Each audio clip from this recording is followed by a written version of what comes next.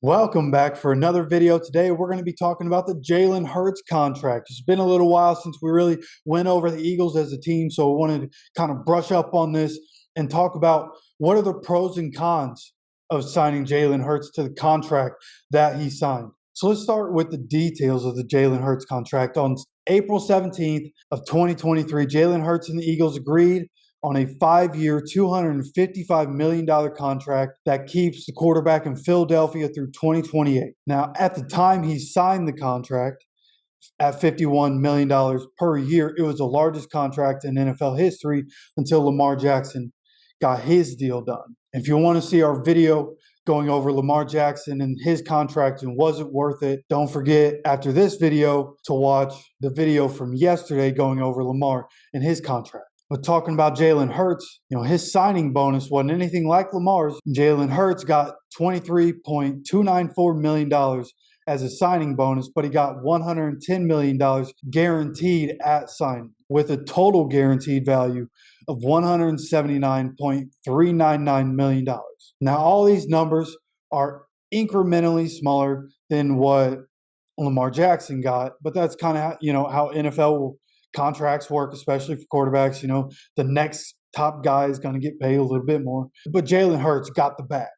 You know what I mean? There's no two ways about it. What he got is incredible. That's an incredible value. Being the highest paid player in NFL history at any point is amazing. And when you look at the contract, there are a lot of bonuses in the contract that Hurts is going to be able to get just by being on the roster by certain dates year to year, which you would expect at his age and with how good he is.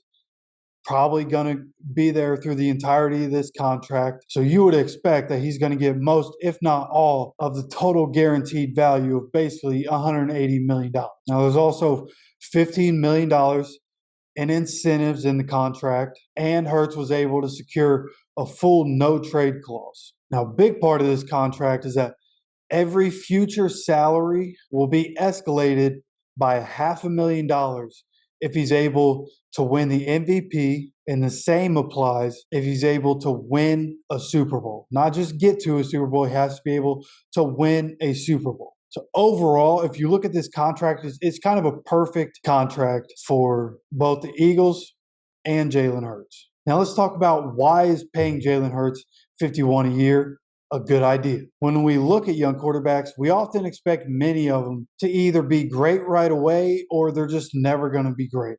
When you look at the numbers, Hurts has had a steady improvement every season in the NFL, starting with his completion percentage, which has risen from 52% his rookie year to 66.5% in 2022. His passing yards has gone up, his rushing yards actually went down for 2022 despite rushing the ball more in 2022 than he did in 2021. But that can be attributed to the most unstoppable quarterback sneak of all time. They did that so much that kind of brought the number down, brought that average down. But nevertheless, the numbers were basically the same for 2021 and 2022, and it was over 700. He's bringing another added value of 700 plus the double-digit touchdowns in the rush game. Right. So you look at all the numbers put together, the kind of development that you see year to year from Jalen Hurts, you wouldn't expect him to just continue to rise and rise and rise and start to put up Madden-like numbers. But to be able to put up 4,000 yards, 4,000 total yards between passing and rushing, right around 35 to 40 touchdowns year in and year out. And last year, he had 5 fumbles. None of them were lost, luckily. He only had 6 interceptions. So you have all those touchdowns. I believe it was 35 touchdowns to only 6 turnovers altogether for Jalen Hurts last year. That's elite level stuff, right? And having the marriage of him getting better as a passer and what he brings as a rusher is invaluable in the current NFL, right? Like every team is looking to get guys that can make things happen with their legs. At the end of the day, yes, a quarterback has to be able to pass the ball to win the game. I think when you look at what the Eagles were able to do and how they've kind of molded Jalen Hurts, that's what he's able to do. He's effective at running the ball. Their offense is effective at running the ball, but he's able to pass the ball. Now, obviously, when you add A.J. Brown and Devontae Smith to a mixture that already had a guy like Dallas Goedert, yes, that's going to help, and they're going to be effective. But Jalen Hurts has to be able to do his job. Mentally, physically, he has to be able to do his job, and he makes great decisions. So altogether, what you get from him as a football player, are all the right reasons as to why, yes, it makes sense to pay him $51 million a year. Now, the last point that I have on why it was a good idea to pay Jalen Hurts the contract that he got was because it is so difficult to find a franchise quarterback. So difficult. As a Colts fan, yes, I was delusional and I was lucky to have Peyton Manning into Andrew Luck. It was amazing. But since then, I've seen how difficult it is to find a franchise quarterback, and I've been able to pay attention to other franchises and how difficult it is to find that guy. When you have one, you got to pay him. Jalen Hurts got him to a Super Bowl. Everything that he's done up to this point said, yes, this is a guy that you carry into the future, and you might as well pay him now instead of wait until next year when you have to pay him, and then you're going to have to pay him more when Lamar got his contract, and Burrow, and then Herbert. Yes, it was a great time to pay Jalen Hurts. Great contract for both sides, win-win for both sides. And when you look at a guy that you look at his journey, he was benched in the national championship at Alabama at halftime.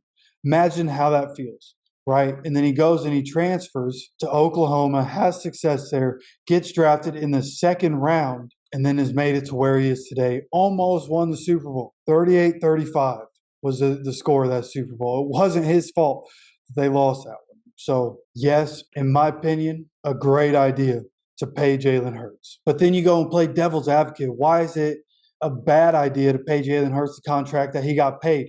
If you do some quick math, $51 million a year, when you're talking about a salary cap that's $224.8 million, that's nearly a quarter of the salary cap, which is a massive number when you have 53 guys on a roster and you're paying one guy almost a quarter of it. Now, when you put that in context, the top quarterbacks in the NFL are all starting to make $45 to up to $52 million a year. And while the $51 million is a big number, the cap hit isn't really that significant until you get to the 2027 season. Now, maybe the most obvious reason not to pay Jalen Hurts the money that they're paying him is because of risk that comes with quarterbacks that run the ball. I don't want to say a running quarterback. It's a dual threat quarterback because he can do both things well. Yes, the injury risk is there, but we talked about the fact that he makes good decisions. So while the risk is there, I think he'll make good decisions. He gets down in good time. He has a good slide. So yes, you can talk about that being a reason not to pay him, and I completely understand why you would say that. Look, their injury bonus isn't guaranteed in contracts. So, yes, teams think of this stuff. That's why he's not guaranteed the full value of the 255, right? Come on. So teams think of this stuff. Players know it's a reality. But he got a giant contract, and I think it was the right thing to do for both sides. You could ask me that a million times. Absolutely, I think it was the right thing for both sides. The journey that he's been on to get where he is, the way the fans in Philly love him. They're some of the most passionate sports fans in the world. So I think he deserves everything that he got, especially being a second-round quarterback. His current contract that he was on, not getting much money at all. Right? It's not like he was a first-round guy. So this contract kind of gets back what he should have been getting over the last couple of years, especially last year leading his teams to Super Bowl, and what he's going to bring for them for years to come. I think this was a great deal for both sides. So you let me know, what do you think of the Jalen Hurts contract? Do you think it was a good idea for Jalen Hurts, the team, for both? You let me know down in the comments. Don't forget to subscribe and keep coming back every day for more off-season content, and we'll see you for the next video.